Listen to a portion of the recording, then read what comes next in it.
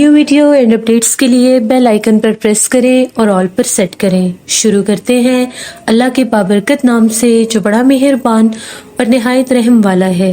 तमाम तारीफ़ें मेरे अल्लाह रब्बुल इज़्ज़त के लिए हैं। खौफनाक कहानियों के मुअज़्ज़िज़ नाज़रीन को मेरी तरफ से अस्सलाम वालेकुम।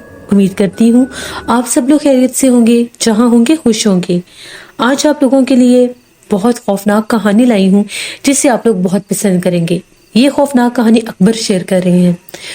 अकबर कहते हैं, मैं हैदराबाद सिंध का रहने वाला हूँ। आज आपके साथ अपनी जिंदगी में पेश आने वाली बहुत ही ज्यादा डरावनी कहानी शेयर करना चाहता हूँ। ये आज से 25 साल पुरानी बात है। मैं एक फैक्ट्री में मुलाजिम था। वो जो फैक्ट्री थी वो बिल्कुल ऐसी जगह पर थी जहां पर आबादी का दूर दूर तक नामो निशान नहीं था, क्योंकि वो केमिकल फैक्ट्री थी तो आबादी के नजदीक वो फैक्ट्री बन भी नहीं सकती थी। जिस साइड पर हम लोगों की वो फैक्ट्री थी उस साइड के रास्ते में एक कदीम पुराना शमशान घाट पड़ता था। सुनने में ये आया था कि करीब 50-60 बरस पहले जब वहां पर हिंदू आबादी रहती थी, उनकी पूरी एक उनका गांव था, एक वो रहते थे, तो तब वो शमशान घाट होता था वहां पर। लेकिन वक्त गुजरने के साथ साथ लोग शहरों में चले गए, तो वो जो गांव था वो गांव भी बिल्कुल एक खंडरात पर मबनी हो गया, क्योंकि वहां पर कोई रहता ही नहीं था। और वो जो शमशान था वो भी 50-60 साल पुराना था और बिल्कुल खाली और बंद शमशान था। उस शमशान की जो 4 दीवारी और गेट थे वो भी टूट चुके थे। शमशान घाट के नाम पर सिर्फ वहां पर आसारे कदीमा और खंडरात ही मौजूद थे। फिर भी वहां से गुजरते हुए दिल में एक ख्याल और खौफ रहता था कि किसी दौर में ये एक शमशान घाट था। जब मेरी वहां पर ड्यूटी होती थी तो कभी कभार ओवर टाइम भी लगाना पड़ता था। ओवर टाइम हम लोगों को महीने के 7 दिन नाइट शिफ्ट में काम करना होता था, जिसकी उजरत हम लोगों को वो एक्स्ट्रा पे करते थे। तो वहां पर मैंने काम करना था। मेरी शिफ्ट रात के 2 बजे खत्म हुई। उस फैक्ट्री में रहने का कोई इंतजाम नहीं था, क्योंकि वो एक केमिकल फैक्ट्री थी और वो ज्यादातर वही लोग रखते थे जो रात को काम करके अपने घरों में वापस चले जाते थे। उस फैक्ट्री का मालिक किसी भी दूसरे शहर के मजदूर को या किसी भी लेबर को नहीं रखता था, क्योंकि वो कहता था इस केमिकल फैक्ट्री में मैं किसी को भी ऐसा कमरा या जगह नहीं दे सकता जहां पर रहने से किसी का दम घुट जाए। वहां पर जब मैं वापस आने लगा, मैं अपने साइकिल पर था। आधी रात का टाइम था, सुनसान वीरान रात, दूर दूर तक सन्नाटा, वो का आलम, ना कोई बंदा ना बंदे की जात। जिस रास्ते से मैंने गुजरना था, दूर फिजा में जो हाईवे से गाड़ियां गुजरती थी उनके हॉर्न सुनाई देते थे कभी कभार। लेकिन अब तो 2 बज चुके थे। हाँ, एक आज जानवर के भौंकने की, कुत्ते के भौंकने की आवाज आ जाया करती थी, लेकिन वो भी बहुत दूर से। जैसे ही मैं शमशान घाट के पास से गुजरने लगा तो मैं क्या देखता हूँ, उस शमशान घाट में जैसे आग जल रही है। बाकायदा जिस तरह से हम लोग देखते हैं कि कोई चिता जल रही होती है, जैसे जिसको वो मैयत को चिता कहते हैं हिंदी जुबान में, वो जल रही होती है, बाकायदा वैसे ही आग दहक रही है। लेकिन उसके आसपास सिर्फ और सिर्फ एक वजूद खड़ा है। अब वो क्या वजूद था मुझे तो समझ में भी नहीं आ रहा था। मेरे तो रोंगटे खड़े हो गए कि इतनी रात को इधर शमशान में भला कौन हो सकता है। ना चाहते हुए भी मैंने वहां पर साइकिल रोक लिया और मैं गौर से देखने लगा, तो देखने पर मुझे नजर आया कि एक औरत खड़ी थी, बिल्कुल एक नौजवान सी लड़की, बाल खोले हुए थे और बड़ी तैयार हुई हुई थी और उसके पास खड़ी हुई थी। एकदम से जब मैंने उस औरत को देखा, उस औरत की नजर मुझ पे पड़ी, तो वो औरत उस दहकती हुई आग और उसके शोलों में पीछे हटने लग गई और एक भयानक चीख मुझे सुनाई दी। मेरा तो उस चीख को सुन के एकदम से मेरा दिल ही दहल गया, रोंगटे खड़े हो गए। जो ही मैंने अपना साइकिल चलाना शुरू किया, एकदम से मेरा साइकिल इतना वजनी हो गया कि मुझसे साइकिल चलाया ही नहीं जा रहा था। फिर से मुझे वही चीख सुनाई दी, तो ना चाहते हुए भी मेरी नजर उसी शमशान पर पड़ी, तो वो मंजर बदल चुका था। वहां ना तो कोई आग थी, ना ही कोई औरत, सिर्फ और सिर्फ सफेद रंग का धुआं, बाकायदा एक लंबाई में जैसे कोई वजूद होता है, फिजा में एक धुआं था। अब मेरे से तो साइकिल, मुझे लगा कि साइकिल के नीचे कुछ है। मैं उतरा, मैंने साइकिल के اٹھانے کی بھی کوشش کی سائیکل کو، لیکن سائیکل اس حد تک وزنی تھا کہ جیسے سائیکل کے اوپر باقاعدہ کوئی وجود بیٹھا ہے، اس کے اوپر کوئی وجود ہے۔ میں نے پھر کوشش کی، تیسری بار میں نے اپنے دل میں آیت الکرسی کا ورد شروع کیا۔ جو ہی میں نے آیت الکرسی کا ورد شروع کیا، کسی اندیکھے وجود نے مجھے سائیکل کے پاس سے اٹھا کر دور پٹک کر پھینکا۔ میں مٹی کے اوپر جا کر گرا۔ اللہ کا شکر ہے کہ اس کے پاس آگے پکا راستہ تھا، پکی سڑک تھی۔ جو کچھ بھی تھا اس نے میرے اوپر وہاں پر حملہ نہیں کیا، اور میرا سائیکل بھی ایک دم کسی اندیکھے وجود نے جیسے اس سائیکل کو چلاتے ہوئے میرے قریب کر دیا۔ میں نے وہ سائیکل لیا، آیت الکرسی پڑھتا ہوا، اللہ اکبر کرتا ہوا وہاں سے نکلا۔ سائیکل کہاں چلایا جا رہا تھا، اتنا شدید میں گرا تھا، مجھے چوٹ بھی لگ گئی تھی، بس پھر بھی مجھے وہاں سے نکلنا تھا۔ جیسے میں نے وہاں سے نکلنا شروع کیا، مجھے باقاعدہ لگا کہ جس طرح سے میرے سائیکل کے پیچھے پیچھے کوئی چلتا ہوا آ رہا ہے، اور جس طرح سے اس نے بہت زیادہ کوئی گھنگرو والی چیز پہنی ہوئی، جیسے پائل پازے ہوتی ہے، چھن چھن کی آوازیں، اور اس چھن چھن کی آوازوں کے ساتھ خوفناک آوازیں الگ، کبھی رونے کی آواز، کبھی کچھ بولنے کی آواز۔ میں نے ٹھان لیا کہ میں نے پیچھے پلٹ کر نہیں دیکھنا، چاہے وہ کچھ بھی ہو۔ اب جب میں نے موڑ مڑنا تھا، آگے میں نے ہائی وے کی طرف موڑ مڑنا تھا، وہ ایک راستہ، ایک سڑک ختم ہو چکی تھی جو فیکٹری والے راستے سے ہو کر گزرتی تھی۔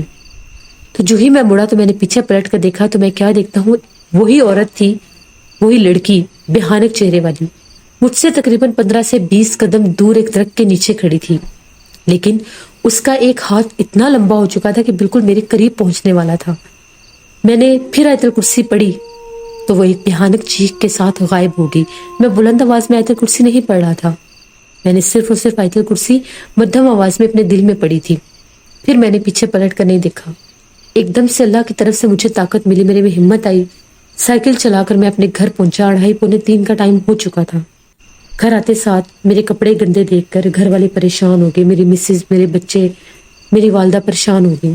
اس وقت میں نے کچھ نہیں بتایا، بس میں نے کہا کہ گر گیا تھا، راستے کا پتہ نہیں چلا تو سائیکل اوپر نیچے ہوا اور میں گر گیا۔ لیکن صبح مجھے اتنا سخت بخار تھا کہ میں ہل بھی نہیں سکتا تھا۔ پھر میں نے اپنے گھر والوں کو رات والا سارا ماجرا بتایا تو میری والدہ کہتی ہیں کہ ان کو میرے ابو، یعنی میری امی کو میرے ابو بتایا کرتے تھے کہ وہ شمشان گھاٹ جو تھا وہ اتنا قدیم پرانے عرصے سے بند تھا، اس علاقے کی طرف کوئی بھی نہیں جاتا تھا، لیکن جس کسی نے بھی وہاں پر وہ فیکٹری بنائی تھی اس نے اس سائڈ پر ہی وہ فیکٹری بنائی، کیونکہ وہ جگہ ہی وہی بنتی تھی، باقی حصے میں ہر طرف آبادی اور چھوٹے چھوٹے گاؤں، ٹاؤن موجود تھے۔ وہ شمشان بہت حسیب زدہ ہو چکا تھا۔ اکثر لوگ یہ کہتے تھے کہ وہاں سے ہمیں رونے کی آوازیں سنائی دیتی ہیں، وہاں سے جیسے کوئی ماتم کرتا ہے، اور اکثر چاند کی مخصوص تاریخوں میں اس شمشان گھاٹ کے پاس سے دھواں بھی اٹھتا تھا، کیونکہ اس کو خالی ہوئے بھی، ختم ہوئے بھی زمانے بیت گئے تھے۔ 3-4 دن تو میں کام پر جا ہی نہیں سکا، میڈیسن بھی لیتا رہا لیکن بخار نہیں اترتا تھا۔ پھر میں نے اپنے کچھ جاننے والوں سے پوچھا تو مجھے ایک بزرگ صاحب علم کا پتہ چلا، ان کے پاس گیا، ان سے سارا ماجرا ڈسکس کیا، انہوں نے دم وغیرہ کیا تو ان کا یہ کہنا تھا کہ وہ ایک پچھل پیری تھی، وہ ایک آفت چڑیل تھی جس کا بسیرا وہاں پر آج بھی ہے، وہ آج سے نہیں قدیم عرصے سے وہاں پر رہتی ہے، اور جیسے ہی آدھی رات 12 بجے کے بعد کا ٹائم ہوتا ہے تو وہ وہاں پر آزاد گھومتی ہے، پھر چاہے وہ جو بھی چھل کر کے کسی بھی انسان کو اپنی طرف راغب کرے وہ کر سکتی ہے۔ تم اگر آیت الکرسی نہ پڑھتے تو اس نے تمہیں کبھی بھی نہیں چھوڑنا تھا، وہ تمہارے سائیکل کے اوپر اس ٹائم موجود تھی۔ پھر انہوں نے مجھے حفاظت کا ایک تعویذ دیا اور سخت تنبیہ کی کہ تم نے باوضو ہو کر اس راستے سے جانا ہے، اور واپسی پر جب فیکٹری سے نکلنا ہے تب بھی تم نے باوضو ہونا ہے، تب تمہیں وہ کوئی نقصان نہیں دے گی۔ پھر میں ایسا ہی کرتا تھا، میں جب بھی فیکٹری جاتا تھا میں باوضو ہو کر جاتا تھا، اور جب بھی وہاں سے نکلتا تھا پھر بھی باوضو ہو کر نکلتا تھا۔ اس کے باوجود کبھی کبھار جب نائٹ شفٹ ہوتی تھی تو وہاں سے گزرتے ہوئے ڈر لگتا تھا، پھر ہم 3-4 لوگ مل کے اکٹھے سفر شروع کیا کرتے تھے، وہ اپنے راستے ہو جاتے تھے اور میں اپنے راستے ہو جاتا تھا، کیونکہ اگر ہم لوگ اکٹھے ہوتے تھے تو ہمیں ڈر نہیں لگتا تھا۔ ایک دفعہ ہم لوگ 3-4 لوگ تھے، سب اپنی اپنی سائیکلوں پر تھے، تو ہم لوگ جب وہاں سے نکلے تو ہمیں باقاعدہ اسی شمشان سے رونے کی آوازیں سنائی دے رہی تھی، اور وہ آدھی رات کا ٹائم تھا جب رونے کی آوازیں گونج رہی تھیں، لیکن ہم لوگوں میں سے کسی نے بھی پیچھے پلٹ کر نہیں دیکھا۔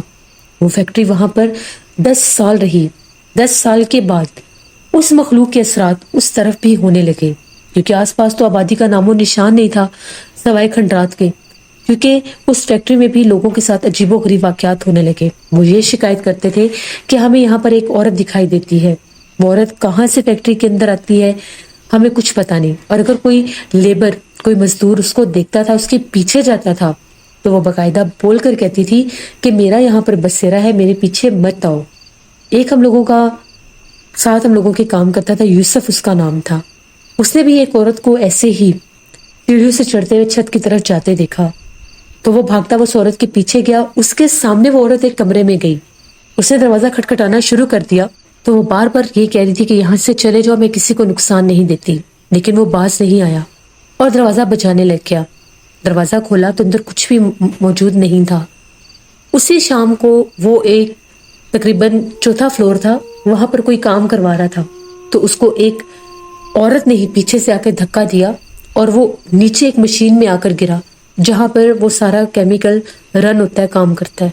اس کے جسم پر اتنی چوٹیں آئی تھیں کہ اس کی صرف زندگی بچی تھی. اس کے جسم کی تقریباً ساری ہڈیاں ٹوٹ چکی تھیں. 15-20 دن اسے ہوش ہی نہیں آیا. جب وہ ٹھیک ہوا، بولنے کے قابل ہوا، تو اس نے ساری بات بتائی. وہ اس حد تک خوفزدہ ہوا تھا کہ اس نے وہاں پر کام کرنا ہی چھوڑ دیا تھا. پھر جب وہ فیکٹری حد سے زیادہ سیب زدہ ہوئی، رات کو چیخوں پکار سنائی دینا، رونے کی آوازیں آنا، بچوں کے کھیلنے کی، ہنسنے کی آوازیں آنا، مشینوں کا چلتے چلتے رک جانا، خراب ہو جانا، اگر ایک مشین بند کی ہے تو دوسری مشین کا خود بخود آن ہو جانا. تو یہ معاملات حد سے زیادہ بڑھنے لگ گئے تھے. خوف کے مارے لیبر نے اس فیکٹری میں کام کرنے سے انکار کر دیا. صرف ہم لوگ چند لیبر تھے جو وہاں پر کام کے لیے بچے تھے. تو آنر نے دیکھا کہ مجھے بہت زیادہ نقصان ہو رہا ہے، تو پھر انہوں نے وہ فیکٹری بند کر دی. اس سارے حصے کو ہی اس مخلوق نے، اس چڑیل آفت نے، جنات نے اس حد تک اپنا قبضہ کر لیا تھا کہ وہ علاقہ ہی سنسان اور ویران ہو گیا. صرف وہاں پر بھوت پریت اور جنات ہی آباد ہو کر رہ گئے. تو یہ میری ایک کہانی تھی جو میں نے آپ کے ساتھ شیئر کی. اس سے میں یہ بھی میسج دینا چاہوں گا کہ بعض اوقات جنات انسان کے سامنے ایسے حاوی ہوتے ہیں، ان کے اوپر ایسے اپنا آپ ظاہر کرتے ہیں کہ انسان کو پتہ بھی ہوتا ہے کہ وہاں پر غیر مرئی مخلوقات ہیں، میں نے ادھر نہیں جانا، لیکن ایسا انسان ہپناٹائز ہوتا ہے کہ اس طرف نکل پڑتا ہے. تو جب بھی آپ رات کو اپنے کام سے واپس آ رہے ہوں یا کسی سفر سے واپس آ رہے ہوں تو کوشش کیا کریں کہ آپ باوضو ہوں اور آیت الکرسی کا ورد رکھیں کہ اگر کسی جگہ پر ان مخلوقات کا بسیرا ہو بھی تو آپ کو نقصان نہ دے. یہ میری ایک کہانی تھی. بہت شکریہ اکبر آپ کا. جیسے یہ تھی آج کی خوفناک کہانی. اپنا فیڈ بیک مجھے ضرور دیں آپ لوگوں کو کیسی لگی. آپ لوگ بھی اپنی خوفناک کہانیاں شیئر کر سکتے ہیں ڈسکرپشن باکس میں دیے گئے ای میل آئی ڈی nushinmilk57@gmail.com پر. اس کے علاوہ آپ لوگ مجھے کمنٹ باکس میں بھی سٹوری شیئر کر سکتے ہیں. اپنا بہت سا خیال رکھیے گا. اپنی ڈھیروں دعاؤں میں مجھے، میری فیملی، میرے پورے پاکستان کو یاد رکھیے گا. Thank you for listening my stories. Stay blessed. Allah نگہبان.